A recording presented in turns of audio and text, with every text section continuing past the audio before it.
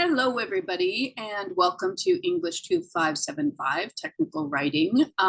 This is the video for Tuesday, September 6th, and today I'm going to be going over the first summary exercise that we submitted last week. Hopefully you submitted it last week. If you didn't, then it's late, so please do that.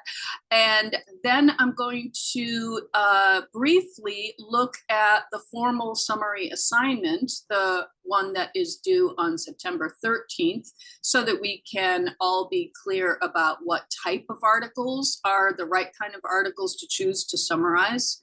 And then finally, we're going to go over the second summary exercise 2, and that one is due on Friday. So let me just go into screen sharing for now, and I will show you where everything is. Now, what we're going to do here is we're going to go into Blackboard first, and here we're going to go into content. And we're going to find the Unit 1 folder.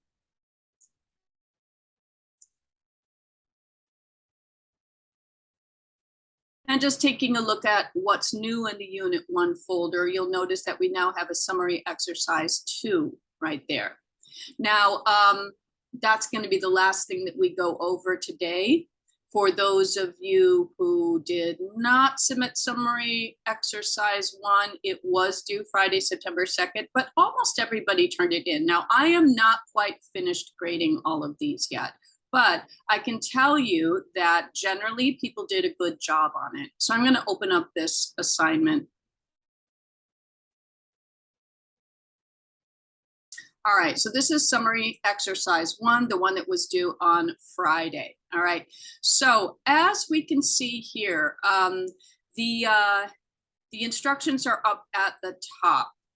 The original text of the article, which was a Washington Post article about COVID surveillance, a New York Times article. I'm getting my summary exercises mixed up. The New York Times article was about COVID surveillance in wastewater. The original text was 680 words, and you needed to summarize that between 250 and 300 words.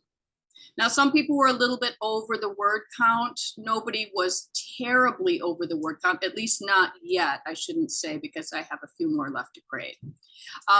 This is how the exercise will be graded. Now, this is where some people lost points. 25 points for including all the information about the source in the first paragraph. So that's the thing that I want to go over. So closing this out, let's look at the article itself. The article is a PDF, a version of an article from the New York Times. So all of the information about the source. So now this is also going to be required in the summary. The summary assignment is also going to require this, and that is why we're practicing it. You need to include all the information about your source article in the first paragraph of your summary. It's required. You're going to lose points if you don't.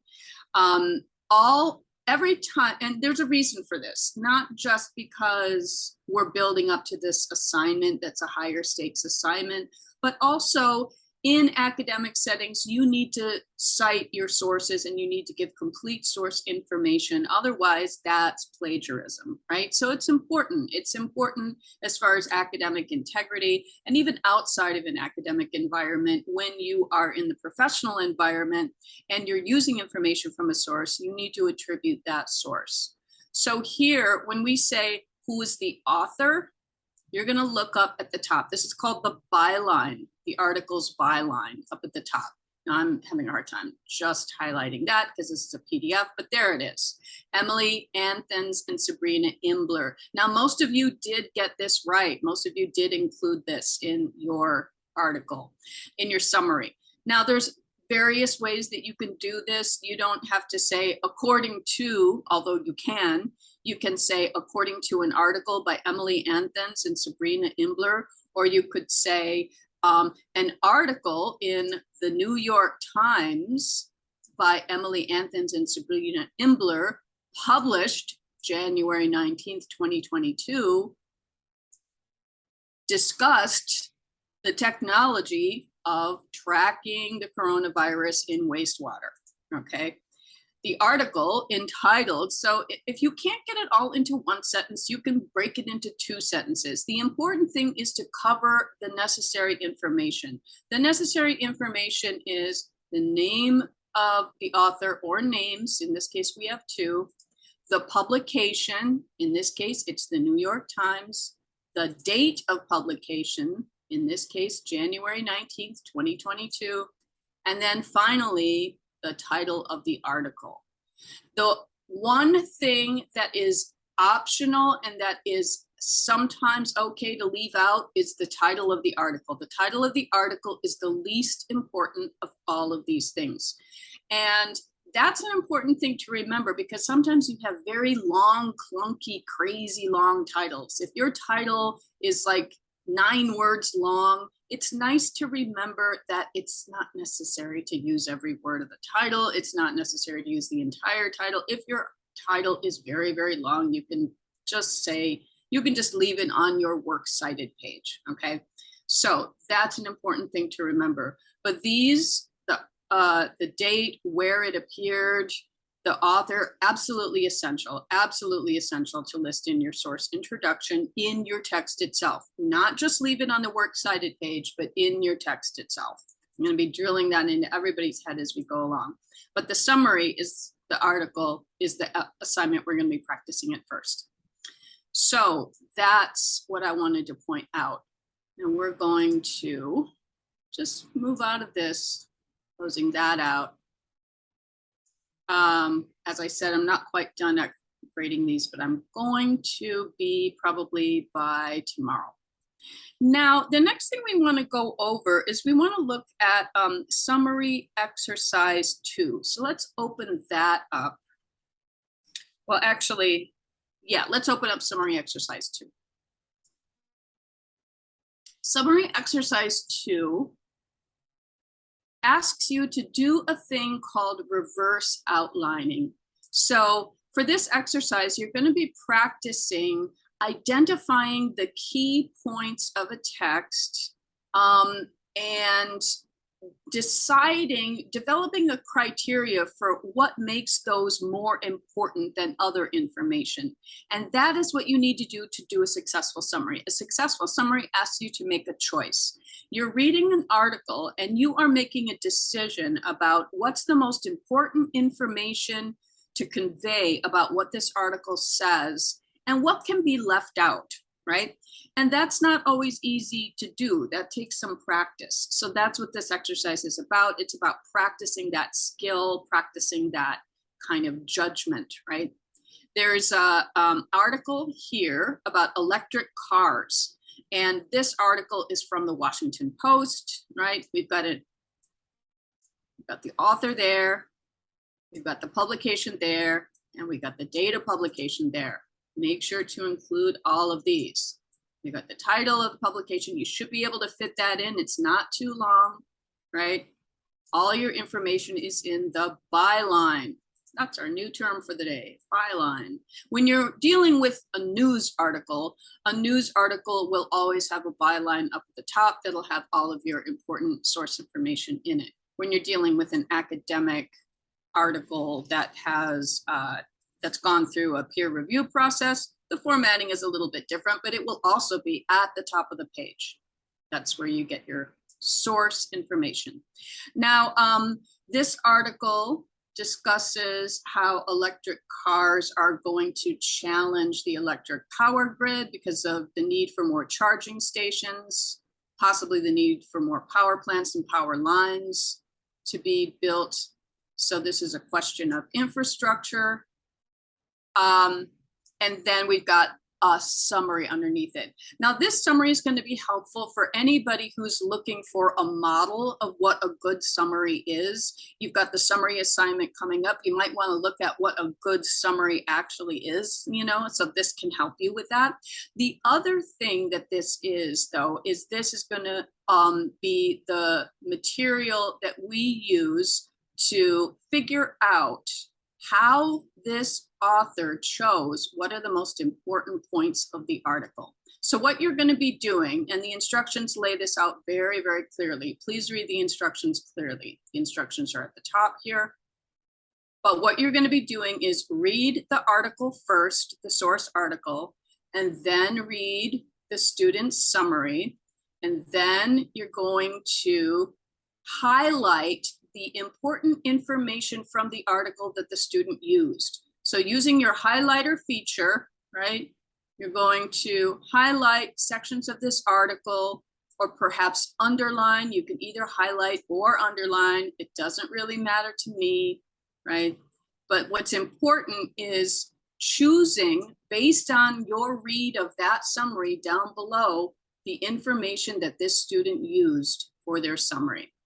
And underneath that, you're going to put your ideas about why. Why do you think the student chose those points? Okay, so you're going to take some notes and try to put yourself in the place of the writer who wrote this summary and see if you can figure out their logic, right? So for these points, you know, you can say, for example, it was very important to say where this electric grid is. The student included the fact that this electric grid is in the state of Washington in the town of Seattle because electric cars are popular in Seattle and the market for them is growing in this city. It's a good test case for what electric cars are going to mean for the power grid, right? Then you go on to the next fact that the student used. Why did the student use that fact? So we're talking about maybe a paragraph's worth of notes, maybe about 6 or 8 sentences, right, that you're going to write. So the important thing is for you to understand for this exercise that, that there's a process for summarizing and that it involves identifying the key points and then having a reason for why you use those, right? So that's all stated here. Make sure you have clear reasons for why you include those points, right? So when you're writing your own summary, you need to not just, so what we want to avoid is we want to avoid just a shorter version of the source article. We want a shorter version that includes the most important information. So that's the challenging part of writing a summary, and that's why we're practicing it. So let's close this out. All right, so the last thing we're going to look at is we're going to look at the actual summary assignment. And the thing we want to talk about for this summary assignment is what kind of source articles can you use? Remember that for this assignment, you need to actually identify your own article to summarize. But what makes an article appropriate for this assignment? That's what we're going to talk about. So we can use articles from Fact Check magazine publications, and I have a list of possibilities here. Smithsonian, New Scientist, BBC Science Focus, New York Times, Tech Section, MIT Technology Review, Wired, Discovered, Popular Mechanics. These are all established publications that have fact checkers on site, so they are responsible for making sure that the information that they choose is to print is reliable, right? So you will need to summarize the main points of the article for an educated but not expert reader. So depending on how technologically sophisticated the article is, you may need to simplify some of the language, right? You may not need to do that for example, Discover or Popular Mechanics, but you might have to do it for the MIT Technology Review. You might possibly have to do it for Wired too, depending on how specialized that article is. So for example, if you're writing an article about gaming platforms, you need to take into account that maybe some of your readers might be new to gaming platforms. They might not quite know all the different varieties that are out there. So you are going to need to break down a few things, right? So the article needs to identify the key processes and concepts from the article, and that is why we're practicing that part of it. Again, this article uses APA format, right? So the Purdue OWL website tells us how to apply that. And we're going to talk about that more next week, because we will be putting on those finishing touches and formatting next week. So I'm not going to spend a whole lot of time on formatting here. Just a reminder that APA formatting is required for all formal assignments. All right, so these are the requirements. So either an academic journal. So an academic journal would be something that you would find at the City Tech Library. You probably have already worked with academic journals. So you can find them through databases like EBSCOhost. You can also just go through one of the City Tech librarians. You can go to the website, to the library website, and you can access information using the chat feature, chatting with the librarian. You can also just go to the library if you're on campus and, you know, explain what you're interested in, and they can point you in the right direction. So the articles that we're working with, once again, the criteria is either an academic journal article or an established fact-check magazine, one or the other, okay? That's what we're gonna be looking at. Once you identify your article, make sure that you have done all of that great stuff with, and I'm going to open up the summary exercise 1 to show you the list. So this thing that we call proper source citation is what we're practicing in these exercises, right? One of the things that we're practicing. Where did it go? There it went. All right, so author's name, publication, date of publication, headline title of the article, and topic of the article. All right, this is what you need to make sure is in your first paragraph, right, of your summary. And so in an academic journal, again, it's going to be on the first, at the top of the page, and most likely you're going to see the author's name right above the abstract, okay, in an academic journal. Make sure you include all of that information. Date's very important, okay? So that's that. I'm going to go out of screen sharing now. And that's pretty much all I wanted to go over for today. Now, that second summary exercise is due on Friday before midnight, and our formal summary assignment is due on September 13th. We do have one more class before going over the formal assignment. So on next Tuesday's video, I'm going to be talking more in detail about the kind of formatting that we expect for the summary assignment, and probably once again going over all of the information that you need to include as far as source citation and selecting the main points. So good luck on summary exercise 2, and I will talk to you all next Tuesday.